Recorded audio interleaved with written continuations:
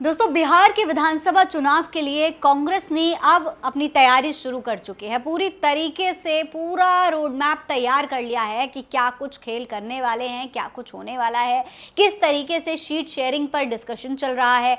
ये सब कुछ लगभग तय हो चुका है और आज के इस वीडियो में हम आपको यही बताने वाले हैं, इसलिए वीडियो को पूरा जरूर देखिएगा। सलाम नमस्ते, मेरा नाम फरीन अंसारी है और ये खबर आप मेरे official channel Fareen Ansari official पर देख रहे हैं। दोस्तों, इस वक्त बहुत बड़ी खबरें बिहार से लगातार सामने आ रही हैं। एक तरफ तो वोट चोरी के मुद्दे पर लगातार राहुल गांधी बिहार सरकार को और एनडीए को और भारतीय जनता पार्टी को और चुनाव आयोग को घेरने की पूरी कोशिश कर रहे हैं।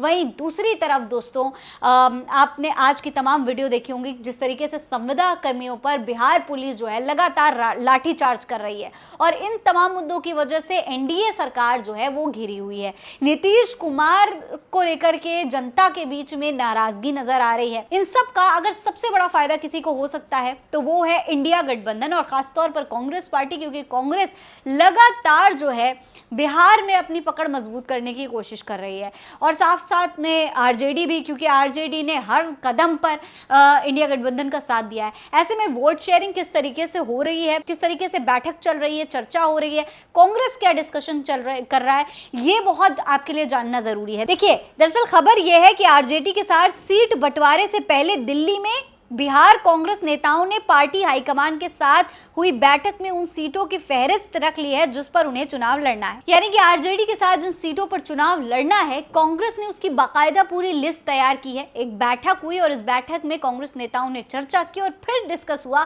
कि किन सीटों पर ये चुनाव है बिहार में विधानसभा चुनाव, वो कांग्रेस लड़ने वाली है। देखिए, खबर यह है कि कांग्रेस के रणनीतिकारों ने बिहार में अपने कोटे वाली विधानसभा सीट की तलाश कर ली है। कांग्रेस ने सम्मानजनक सीटों के साथ चुनाव लड़ने की तैयारी की है, लेकिन सीटों के नंबर गेम में फंसने के बजाय जीत की गारंटी वाली सीटों पर ही चुनाव लड़ने की रणनीति बनाई है।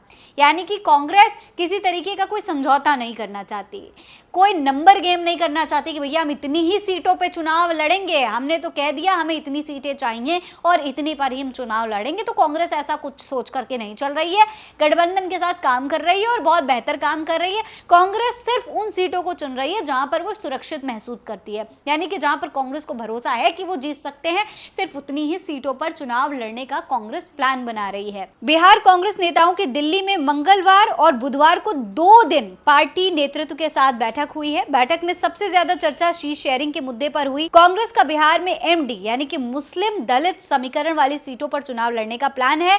सीमांचल क्षेत्र की सीटों पर कांग्रेस कोई समझौता नहीं करेगी, यानी कि साफ तौर पर जो एमडी समीकरण है, यानी कि मुस्लिम और दलित वोट बैंक जो कांग्रेस का कोर वोट बैंक कहा जाता है, वहां पर कांग्रेस अपनी पकड़ मजबूत कर रही है।